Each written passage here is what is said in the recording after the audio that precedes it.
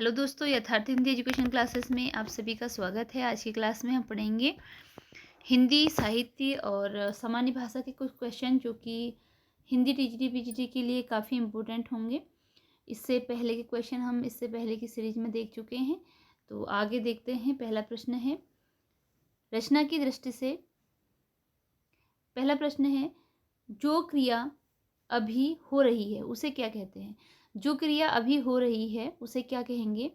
Option है अपूर्ण वर्तमान, सामान्य वर्तमान, संदिग्ध वर्तमान या इनमें से कोई नहीं। राइट आंसर ऑप्शन ए है, उसे अपूर्ण वर्तमान कहेंगे क्योंकि क्रिया अभी हो रही है, वो पूरी नहीं हुई है और वर्तमान समय में हो रही है, तो इसलिए अपूर्ण वर्तमान आएगा। अगला प्रश्न है रचना की दृष्टि से क्रिया के कितने भेद हैं। रचना की दृष्टि से क्रिया के कितने भेद हैं। 3, 2, 4, 5। राइट आंसर ऑप्शन बी है, रचना की दृष्टि से क्रिया के 2 भेद होते हैं। अगला प्रश्न है रचना की दृष्टि से क्रिया के जब कर्ता एक क्रिया समाप्त कर उसी क्षण दूसरी क्रिया में प्रवृत्त होता है तब पहली क्रिया क्या कहलाती है। जब कर्ता एक क्रिया समाप्त कर उसी क्षण दूसरी क्रिया में प्रवृत्त होता है तब पहली क्रिया क्या कहलाती है। सहायक क्रिया, नामबोधक क्रिया, पूर्णकालिक क्रिया या भूतकालिक क्रिया। राइट आंसर ऑप्शन सी है, पूर्णकालिक क्रिया कहलाती है। ऑप्शन सी पूर्णकालिक क्रिया। विशेष्य क्या है। विशेष्य क्या है, किसे विशेष्य कहा जाता है। विशेष्य क्या है, जिस शब्द के विशेषता बताई जाती है, जिस शब्द के द्वारा विशेषता बताई जाती है, जिस हेतु विशेषता बताई जाती है, इनमें से सभी। राइट आंसर ऑप्शन ए है, जिस शब्द की विशेषता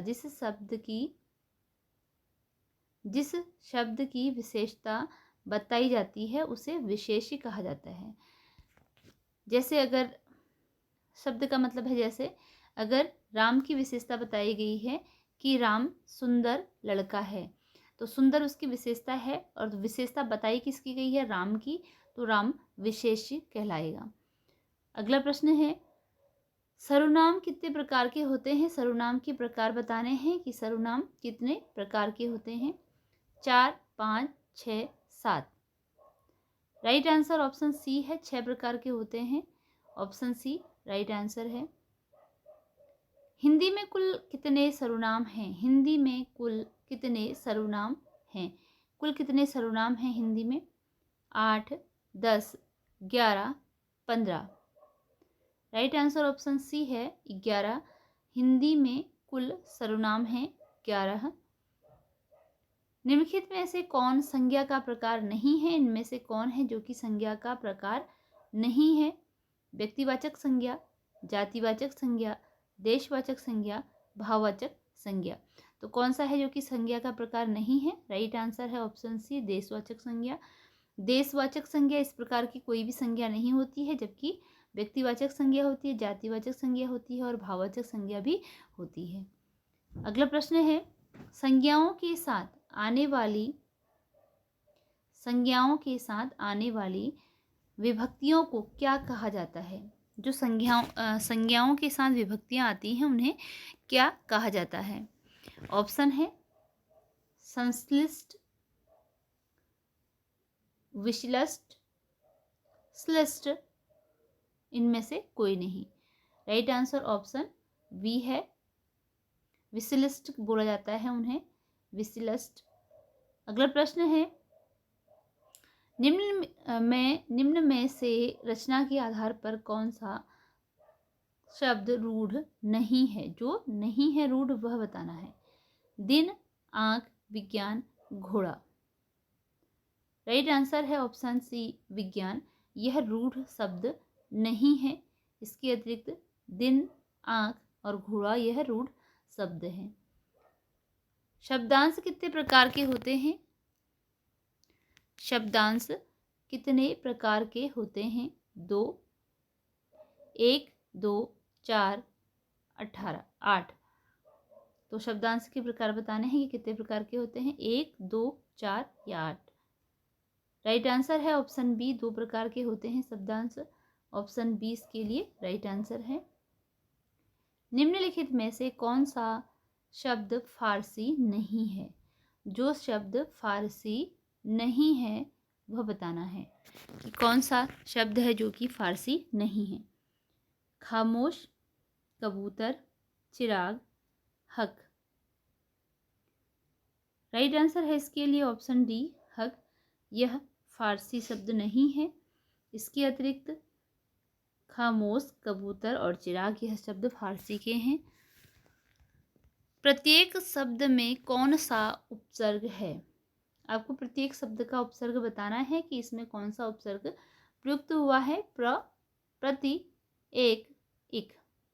उपसर्ग का मतलब होता है जो कि शब्दों के प्रारंभ में लगते हैं और जो अंत में लगते हैं उन्हें बोला जाता है प्रत्यय। तो प्रत्येक के आरंभ में अर्थात कि पहले लगा है उसे उपसर्ग कहेंगे। तो कौन सा उपसर्ग इसमें लगा है बताना है। इसके लिए राइट आंसर है ऑप्शन बी, प्रति। प्रतिधन एक बराबर प्रत्येक होता है तो प्रति जो है यह उपसर्ग है। अर्थ के आधार पर शब्द कितने प्रकार के होते हैं? अर्थ के आधार पर शब्द के प्रकार कितने हैं बताना है। 2, 4, 7, 8। राइट आंसर है ऑप्शन बी, अर्थ के आधार पर शब्द के 4 प्रकार होते हैं। ऑप्शन बी राइट आंसर है। उद्देश्य और विधेय किसके अंग हैं? उद्देश्य और विधेय किसके अंग हैं? वाक्य के, रचना के, शब्द के या अर्थ के? राइट आंसर ऑप्शन ए है, वाक्य के उद्देश्य और विधेय वाक्य के अंग हैं। उद्देश्य और विधेय वाक्य के अंग हैं। अगला प्रश्न है, वाक्य के प्रयुक्त शब्द को क्या कहते हैं?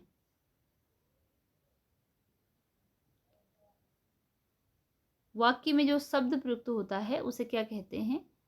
इसके लिए राइट आंसर ऑप्शन बी है, पद कहलाता है वह।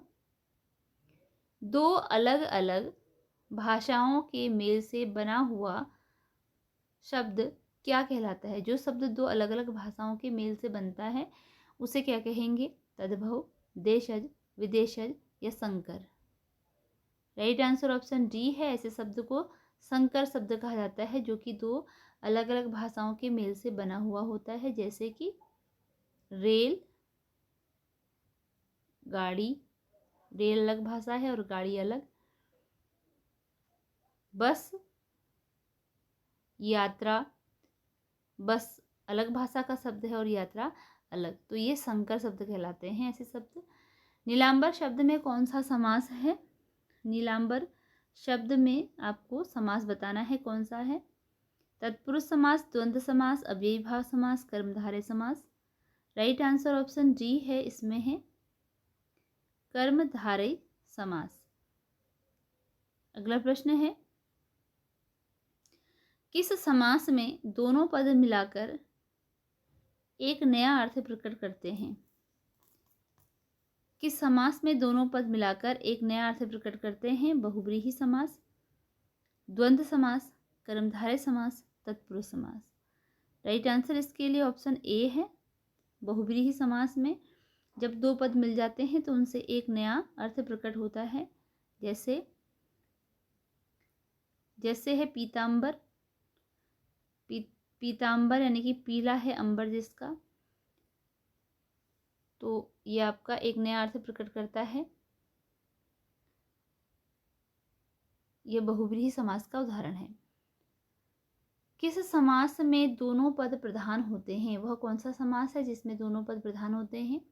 बहुब्रीहि समास, तत्पुरुष समास, द्वंद्व समास या द्विगु समास? राइट आंसर ऑप्शन सी है, द्वंद्व समास में दोनों ही पद प्रधान होते हैं, इसलिए इसे द्वंद्व समास कहा जाता है।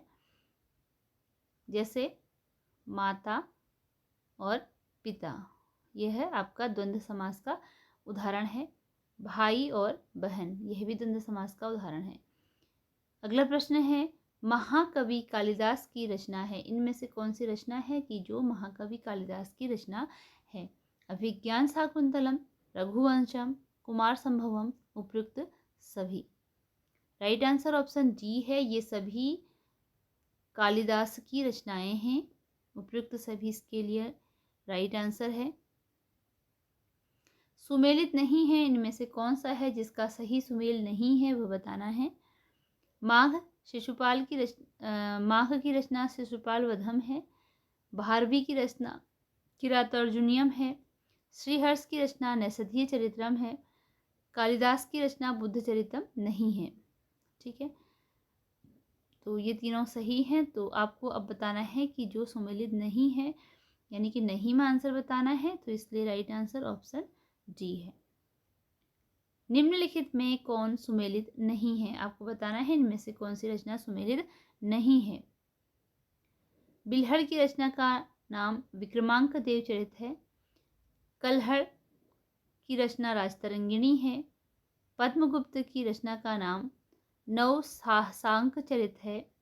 और रत्नाकर की रचना का नाम जानकी हरणम नहीं है, अर्थात कि जानकी हरणम रत्नाकर की रचना नहीं है। इसके लिए राइट आंसर ऑप्शन डी है, क्योंकि आंसर नहीं में बताना है, तो इसलिए ऑप्शन डी राइट आंसर है। यही सही सुमेलित नहीं है। अगला प्रश्न है कि अश्वघोष की रचना है, इनमें से कौन सी रचना है जो कि अश्वघोष की रचना है। बुद्ध चरितम, सौंदरानंद, ये शायद इसका नाम है सौंदरानंद। उपयुक्त ए और बी दोनों या इनमें से कोई नहीं, तो राइट आंसर बताना है। और राइट आंसर ऑप्शन सी है। सौंदरानंद और अश्वघोष दोनों ही रचनाएं, बुद्धचरित और सौंदरानंद दोनों ही रचनाएं अश्वघोष की रचना है, तो इसके लिए राइट आंसर ऑप्शन सी है। उपयुक्त दोनों ए और बी। काव्य प्रकाश के लेखक हैं, काव्य प्रकाश के लेखक का नाम बताना है। मम्मट, विश्वनाथ, धनंजय, आनंदवर्धन। काव्य प्रकाश की रचना की है मम्मट ने, ऑप्शन ए राइट आंसर है मम्मट। साहित्य दर्पण के लेखक हैं, साहित्य दर्पण के लेखक कौन हैं। Acharya Mammata, Acharya Vishwanath, Acharya Anandvardhan, Acharya Dhananjay. Right answer option B है, आचार्य विश्वनाथ की रचना है साहित्य दर्पण। सुमेलित नहीं है इनमें से कौन सी रचना है जो सुमेलित नहीं है। काव्यादर्श दंडी की रचना है। ध्वन्यालोक आनंदवर्धन की रचना है। रस गंगाधर पंडित जगन्नाथ की रचना है। चंद्रालोक जो है वह चंद्रदेव की रचना नहीं है। नहीं वाला में आंसर बताना है, तो इसके लिए राइट आंसर ऑप्शन डी है। काव्यालंकार के लेखक हैं, काव्यालंकार किसकी रचना है। कुंतक, भामह, भोजराज या Kshemendra. Right answer option B है, भामह की रचना है Kavyalankara, option B right answer है। सरस्वती कंठाभरण के लेखक हैं। सरस्वती कंठाभरण किसकी रचना है यह बताना है। ऑप्शन में है Mahim Bhatt, Kuntak, Bhojraj, Kshemendra. Right answer option C है, भोजराज की रचना है सरस्वती कंठाभरण। अशुद्ध युग्म को चुनिए, जो अशुद्ध युग्म है वो बताना है कौन सा है, यानी कि गलत कौन सा है। ये वक्रोक्ति है, ठीक है। ये वक्रोक्ति जीवितम रचना कुंतक की है। काव्य मीमांसा राजशेखर की है। श्रृंगार प्रकाश भोजराज और काव्यानुशासन महिम भट्ट की रचना नहीं है, तो नहीं में आंसर बताना है, इसलिए राइट आंसर ऑप्शन डी है, ऑप्शन डी। सुमेलित नहीं है इनमें से कौन सी रचना है जो सुमेलित नहीं है। राइट आंसर ऑप्शन डी है, यह सुमेलित रचना नहीं है। व्यक्ति विवेक महिम भट्टी की रचना है। काव्य मीमांसा राजशेखर की रचना है। कवि कंठाभरण क्षेमेंद्र की रचना है, तो नहीं में आंसर बताना है, इसके लिए ऑप्शन डी राइट आंसर है। जाम्बवती विजयम के लेखक हैं। जाम्बवती विजयम के लेखक का नाम बताना है, इसके लिए राइट आंसर ऑप्शन ए है पाणिनि। जाम्बवती विजयम के लेखक का नाम है पाणिनि। स्वर्गारोहण के लेखक हैं Katyayana, Panini, Patanjali, Bhattoji Dikshita. Right answer option A है, कात्यायन की रचना है Swargarohana, option A right answer है। महानंद काव्य के लेखक हैं। महानंद काव्य की रचना किसने की है? ऑप्शन है Katyayan, Panini, Patanjali, Varadraj. Right answer option C है। महानंद काव्य की रचना पतंजलि के द्वारा की गई है। ऑप्शन सी राइट आंसर है। भास की रचना है, इनमें से कौन सी रचना है जो कि भास के द्वारा लिखी गई है? स्वप्नावासवदत्तम, प्रतिमा नाटकम, प्रतिज्ञा योगंध्रायणम, उपरोक्त सभी। राइट आंसर ऑप्शन डी है, उपरोक्त सभी रचनाएं भास के द्वारा लिखी गई रचनाएं हैं। ऑप्शन डी इसके लिए राइट आंसर है। सुमेलित नहीं है, इनमें से कौन सी रचना है जो सही सुमेल नहीं करती है? ऑप्शन डी है अभिषेक नाटकम, भास की रचना है। अविमारकम भास की रचना है। बालचरितम भी भास की रचना है। चारुदत्त ये इसके लिए गलत है। इसी के साथ वीडियो यहीं पर एंड होती है। मिलते हैं अगली वीडियो में कुछ नए प्रश्नों के साथ। धन्यवाद।